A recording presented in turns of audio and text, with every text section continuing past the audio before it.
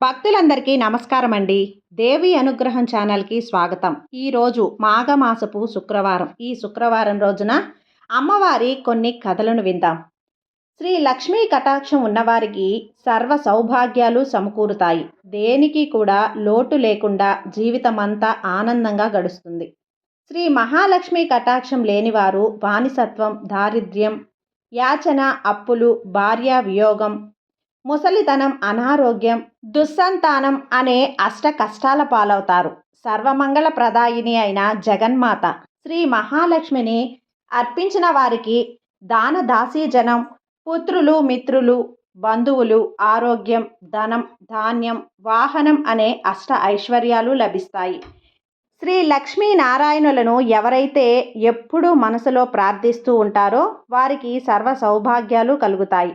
వారికి ఎటువంటి ఆపదలు దరిచేరవు. శ్రీ లక్ష్మీనారాయణులు అన్యోన్యమైన జంట.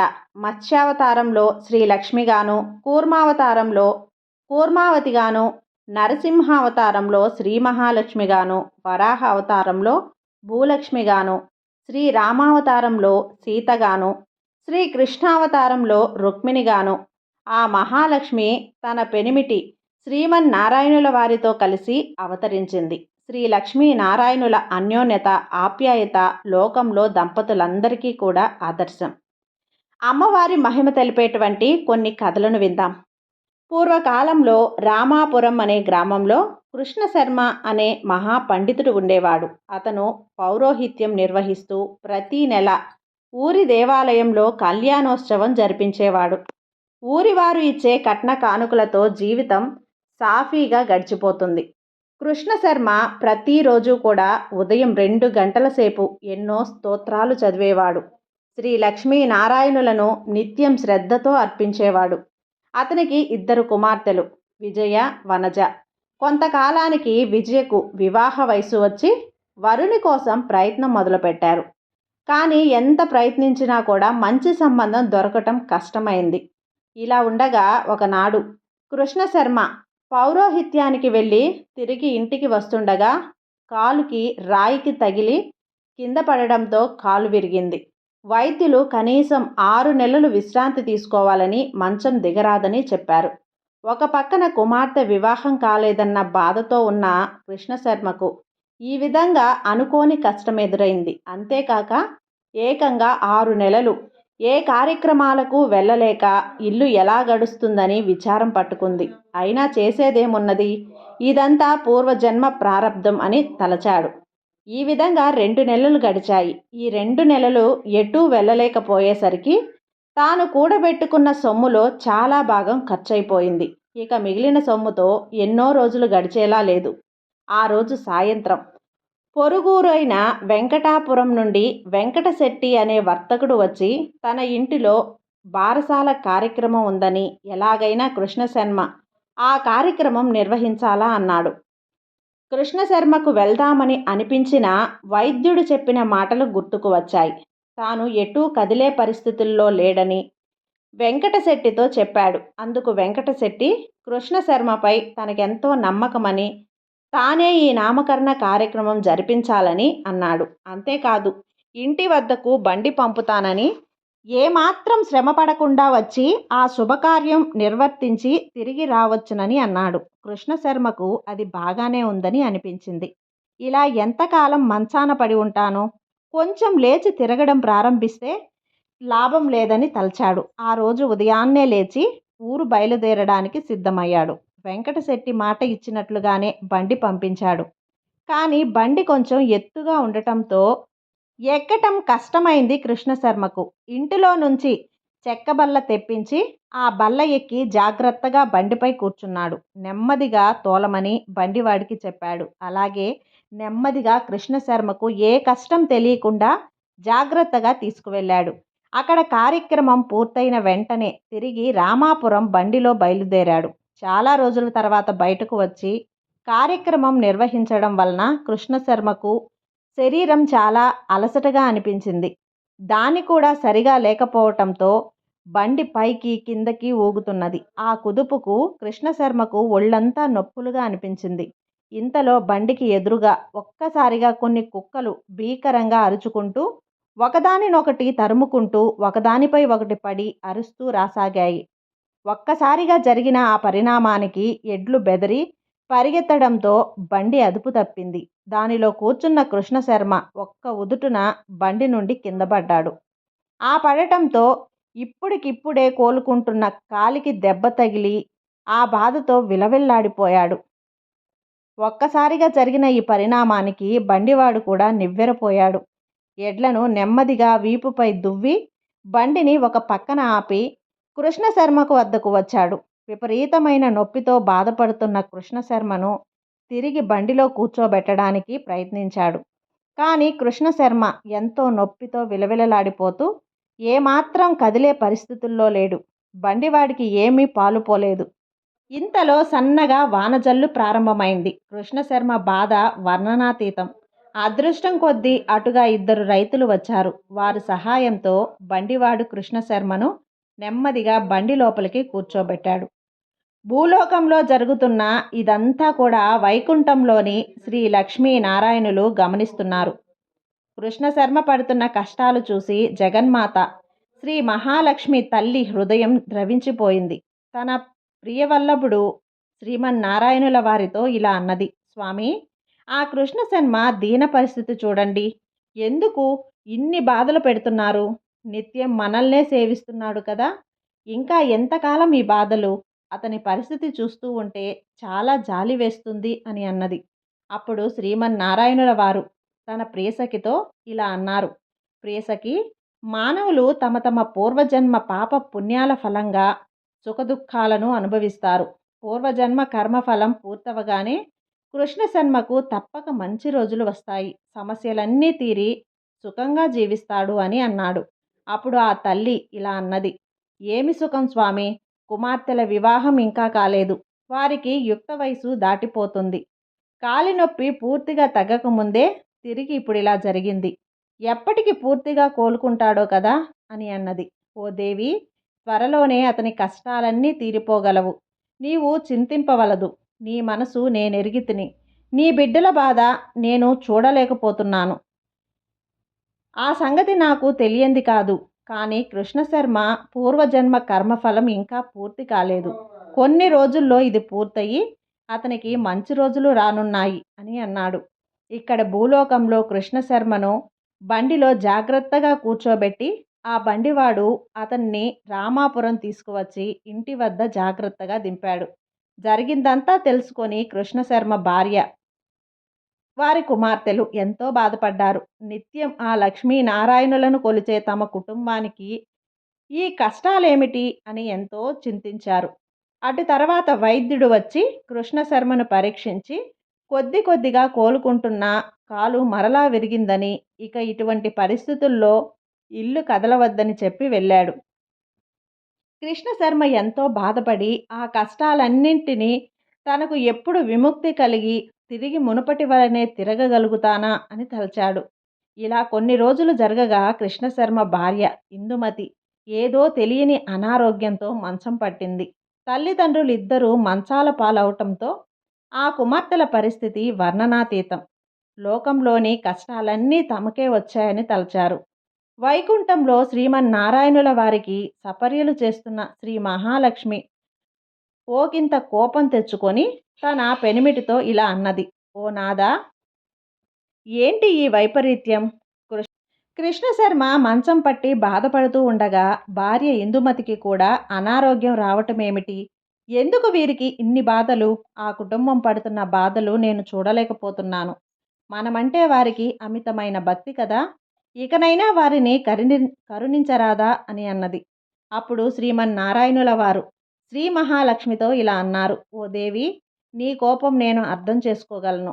వారు మన ప్రియభక్తులన్నది నిజమే. కానీ వారి పుణ్యజన్మ కర్మఫలం ఇంకా పూర్తి కాలేదు. అది అయిన తర్వాత వారు సుఖంగా జీవించే రోజులు వస్తాయి అని అన్నాడు. ఆ మాటలకు జగన్మాత, స్వామి, మీరు చెప్పింది బాగానే ఉంది. కానీ ఆ రోజులు వచ్చేదాకా అసలు ఈ కుటుంబం బతికి ఉంటుందా అని అనిపిస్తుంది. మీరు వెంటనే వారిని కరుణించవలసింది అని అన్నది. అందుకు శ్రీమన్నారాయణుల వారు కృష్ణశర్మ కుటుంబంలోని కష్టాలన్నీ కూడా త్వరలోనే తొలగిస్తానని అన్నాడు.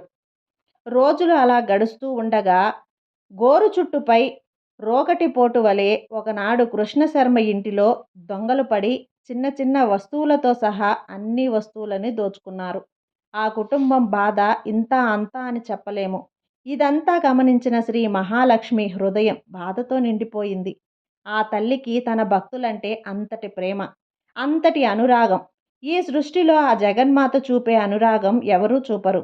పడుతున్న కష్టాలు చూసి ఆ తల్లి హృదయం ద్రవించింది. వెంటనే శ్రీమన్నారాయణుల వారితో ఇలా అన్నది: స్వామి, ఇది చాలా అన్యాయం. మీరు ఆ కుటుంబంపై ఏమాత్రం కరుణ చూపటం లేదు. ఇక నేను ఏమాత్రం ఉపేక్షించను. మీరు రక్షించకపోతే నేనే వెళ్ళి రక్షిస్తాను అని కోపంగా అన్నది. అప్పుడు శ్రీమన్నారాయణుడు, దేవి, నీ బాధ నేను అర్థం చేసుకోగలను. ఒక్కరోజు ఓపిక పట్టు. ఈ రోజుతో వారి కర్మఫలం పూర్తయింది. రేపటి నుంచి మంచి రోజులు వస్తాయి అని అన్నాడు. అప్పుడు జగన్మాత శ్రీమన్నారాయణుల వారితో ఇలా అన్నది: స్వామి, ఇక ఏమాత్రం నేను ఉపేక్షించలేను. వారి బాధలు చూడలేకుండా ఉన్నాను. మీరన్నట్లు రేపొక్కరోజు చూస్తాను. అలా లేని ఎడల నేనే స్వయంగా రేపు వారి ఇంటికి వెళ్తాను. ఆ మరునాడు ఆ దేశపు రాజుగారి నుండి కృష్ణశర్మకి ఆస్థాన పండితునిగా నియమిస్తూ ఆహ్వాన పత్రం వచ్చింది. ఆ నియామక పత్రం తీసుకువచ్చిన భటులు ఎన్నో కట్న కానుకలు తెచ్చారు. ఇవన్నీ చూసి ఆ కుటుంబం ఆనందానికి అంతే లేదు. ఇన్ని రోజులకు తమ కష్టాలు తీరాయని సంతోషించారు. శ్రీమన్ లక్ష్మీనారాయణులు ఎన్నో విధాలా స్తుతించారు. వైకుంఠంలోని శ్రీ మహాలక్ష్మి కూడా ఎంతో సంతోషించింది. కొంతకాలానికల్లా ఆ కుటుంబం ఆర్థికంగా ఎంతో ఎదిగి కృష్ణశర్మ కుమార్తెలిద్దరి వివాహం మంచి వరులతో జరిగింది. కృష్ణశర్మ దంపతులిద్దరూ జీవించినంత కాలం సుఖంగా జీవించి చివరన ముక్తిని పొందారు. పూర్వకాలంలో అవంతి నగరంలో సుబ్బిశెట్టి అనే వర్తకుడు ఉండేవాడు. స్వతహాగా లోభత్వం కలిగిన సుబ్బిశెట్టి ఎవరికీ ఏ సహాయం చేసేవాడు కాదు. వారు ఎంతటి ఆప్తులైనా, వారంతటి కష్టంలో ఉన్నా ఏమాత్రం ధన సహాయం చేసేవాడు కాదు. అతని లోభత్వాన్ని చూసి అందరూ అతనిని ఈసడించుకునేవారు. ఆ ఊరి దేవాలయంలో ఉత్సవాలు జరిగినప్పుడు వర్తకులందరూ కూడా ఎంతో సొమ్ము దానంగా ఇచ్చేవారు. కానీ సుబ్బిశెట్టి మాత్రం చాలా కొద్ది సొమ్ము మాత్రమే, అది కూడా వారిని విసుక్కుంటూ ఇచ్చేవాడు. అతని లోభత్వం భార్య వారికి గల ఇద్దరు కూడా బాధపడేవారు. వాళ్ళ పిల్లలు కూడా. కొంతకాలానికి వారి కుమార్తెలకు వివాహాలు జరిగి వారి దారిన వారు వెళ్ళిపోయారు. వయసు మీద పడుతున్నది కదా, ఇక తీర్థయాత్రలకు తీసుకువెళ్ళమని భార్య సుమతి సుబ్బిశెట్టిని ఎంతో ప్రాధేయపడ్డంది. అదంతా చాలా వ్యవహార ప్రశయాలతో కూడిన పని. ఇక్కడి నుంచే నమస్కరిస్తే సరిపోతుంది అని భార్యను కసురుకునేవాడు. రోజులు ఇలా గడుస్తూ ఉండగా భార్య సుమతికి ఏదో తెలియని వింత రోగం వచ్చింది. పగలంతా చక్కగా ఉండే మనిషి సాయంత్రం కాగానే విపరీతమైన కాళ్ళు నొప్పులు వచ్చి కదలలేకపోయేది. బాధతో విలవిలలాడిపోయేది. భార్య ఇంత బాధపడుతున్నా కూడా సుబ్బిశెట్టి మాత్రం ఆమెను ఏ వైద్యుడి వద్దకు తీసుకెళ్లలేదు. మందులకు చాలా వ్యయం అవుతుందని ఆమెను కసురుకునేవాడు. రోజు రోజుకు సుమతి బాధ ఎక్కువై సాగింది. ఇదివరకు సాయంత్రానికి వచ్చే కాళ్ళు నొప్పులు ఇప్పుడు మధ్యాహ్న సమయానికే రాసాగాయి. అంతేకాక చేతులు కూడా విపరీతంగా నొప్పి చేయసాగాయి. ఏ వస్తువు అటు తీసి ఇటు పెట్టే ఓపిక లేకపోయింది. భార్య ఇంత బాధపడుతున్నా కూడా సుబ్బిశెట్టి తనకు ఏమీ పట్టనట్లు ఉండేవాడు. వైద్యుని వద్దకు తీసుకెళ్లేవాడే కాదు. తల్లికి ఈ విధంగా ఉందని కనీసం కుమార్తెలకు కూడా కబురు చేయలేదు. చెబితే వారందరూ కుటుంబాలతో సహా వచ్చి ఇంట్లో తిష్ట వేస్తారని, దానివలన ఎంతో సొమ్ము వ్యయం అవుతుందని భార్య సుమతిని ఈసడించుకునేవాడు. ఏ మందులు వాడకపోవటం చేత సుమతి ఆరోగ్యం నానాటికి క్షీణింపసాగింది. మంచం మీద నుంచి కదిలే ఓపిక కూడా నశించింది. చూపు మందగించింది. ఆ విధంగా ఎన్నో బాధలు పడి చివరికి ఒకనాడు మరణించింది. ఈ కబురు పూరి వాళ్ళ ద్వారా తెలుసుకున్న కుమార్తెలు హుటాహుటిన వచ్చారు. తండ్రి పిసినారితనం వలన తల్లికి సరిగ్గా వైద్యం కూడా చేయించలేదని తెలుసుకొని ఎంతో బాధపడ్డారు. తండ్రిని ఎంతో ఈసడించుకున్నారు. భార్య చనిపోవటంతో సుబ్బిశెట్టిలో కొంత మార్పు వచ్చింది. చేసిన పాపాల వలన వ్యాపారం బాగా దెబ్బతిన్నది. కానీ లోభత్వం మాత్రం ఏమాత్రం తగ్గలేదు. కొన్ని నెలలు వ్యాపారం సరిగ్గా లేక చాలా నష్టం వచ్చి చివరకు ఉన్న ఇల్లు కూడా అమ్మవలసి వచ్చింది. ఊరి వారెవరూ కూడా ఎటువంటి సహాయం చేయటానికి ముందుకు రాలేదు. చివరికి తినడానికి లేక పూట గడవక చాలా కష్టాలు పడ్డాడు. ఎంతో దర్జాగా బతికిన ఆ ఊరిలో ఇక ఉండలేనని తలచి ఒకనాడు అర్ధరాత్రి ఊరు విడిచి బయలుదేరాడు. ఒంట్లో ఏమాత్రం ఓపిక లేదు. అయినా అలాగే చేతికర్ర సహాయంతో అడవి దారి పట్టి వెళ్ళాడు. ఉదయానికి మరో ఊరు చేరాడు. అక్కడ 2 రోజులు ఉండి ఆ ఊరి వారు కూడా తనను గుర్తించటం లేదు. అవమానం భరించలేక అక్కడి నుండి ఒకనాడు అర్ధరాత్రి ఊరు విడిచి బయలుదేరాడు. కొంత దూరం వెళ్ళగానే అడవి వచ్చింది. అంతా చీకటిగా ఉంది. సరిగ్గా తిండి కూడా లేకపోవటం చేత నడక కూడా సరిగా రావటం లేదు. ఇంతలో ఒక్కసారిగా ఎదురుగా ఎలుగుబంటి కనిపించింది. సుబ్బిశెట్టి ప్రాణాలు పైనే పోయాయి.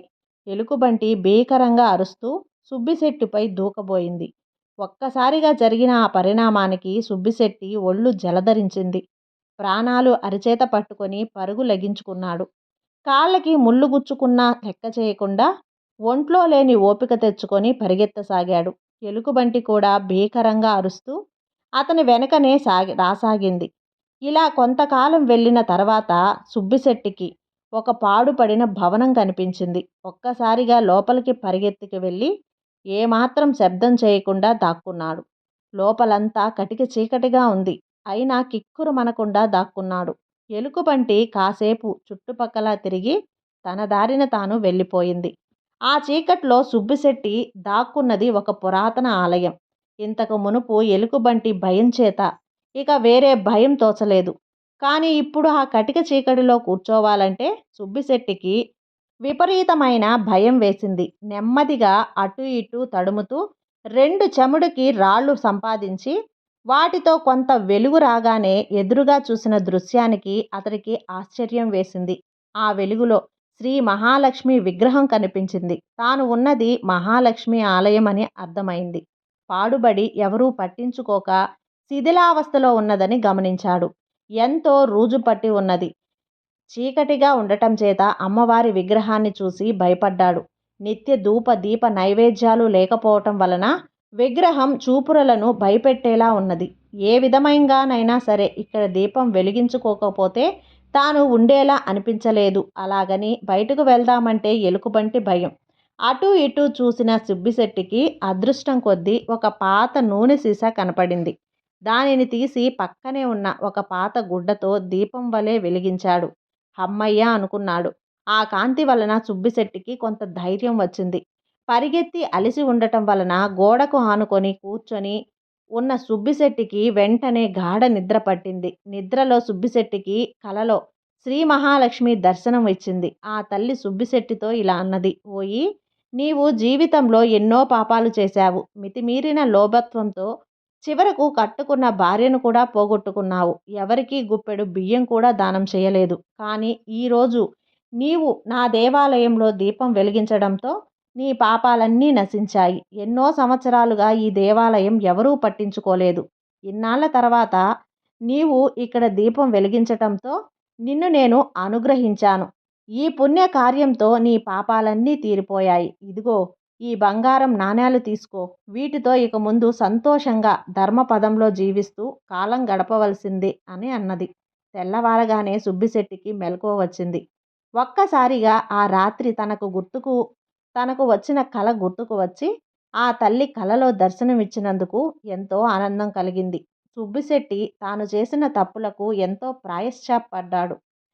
తన భార్యను చేజేతులారా పోగొట్టుకున్నందుకు ఎంతో బాధపడ్డాడు. ఇలా పశ్చాత్తాపపడుతూ ఉండగా ఎదురుగా ఒక పళ్ళెంలో బంగారు నాణేలు కనపడ్డాయి. తనకు వచ్చిన కల అన్నమాట. ఆహా, తన భాగ్యమేమి చెప్పుదును. శ్రీ మహాలక్ష్మి తనను అనుగ్రహించిందని గ్రహించి ఆ నాణేలను కన్నులకద్దుకొని తీసుకొని మరునాడే తన ఊరికి బయలుదేరి వెళ్ళాడు. కొంత సొమ్ముతో మళ్ళీ వ్యాపారం మొదలుపెట్టి కొద్ది కాలంలోనే ఎన్నో లాభాలు గడించారు. తనను అనుగ్రహించిన శ్రీ మహాలక్ష్మి ఆలయాన్ని ఎంతో అద్భుతంగా పునర్నిర్మించాడు. శ్రీ మహాలక్ష్మికి ఎన్నో దివ్యమైన ఆభరణాలు చేయించాడు. నిత్య పూజలకు ధూపదీప నైవేద్యాలకు కొంత సొమ్ము కేటాయించి ఆచార్యులను నియోగించాడు. బ్రతికినంత కాలం తోటి వారికి సహాయపడుతూ దాన ధర్మాలు చేస్తూ జీవించి చివరన ముక్తిని పొందాడు. శ్రీ లక్ష్మీనారాయణుల అన్యోన్యత వర్ణములను కానిది. ఒకరిపై ఒకరు పంచప్రాణాలు. ఆ జగన్మాత ఏ విషయానికి నొచ్చుకోకుండా, ఏమాత్రం కష్టపడకుండా ఉండేలా శ్రీమన్నారాయణుడు ఆ తల్లిని ఎప్పుడూ కనిపెట్టుకునే ఉంటాడు. ఆ జగన్మాత కూడా స్వామి హృదయంలోనే నివసిస్తూ ఎప్పుడూ స్వామిని వెన్నుంటే ఉంటుంది. తన నాథుడికి ఎల్లవేళలా సపర్యలు చేస్తూ స్వామితోనే ఉంటుంది. వారి అన్యోన్యత లోకానికే ఆదర్శం. ఈ విధంగా ఈరోజు లక్ష్మీ అమ్మవారి కథలను విన్నవారు ఈ కథలన్నీ మీకు నచ్చినట్లయితే తప్పకుండా ఓం శ్రీ మాత్రే నమః అనే కామెంట్ చేయండి. అలాగే లైక్ చేయండి. కొంతమందికి షేర్ చేయండి. సబ్స్క్రైబ్ చేసుకోండి. కొంచెం సపోర్ట్ చేయండి ఫ్రెండ్స్.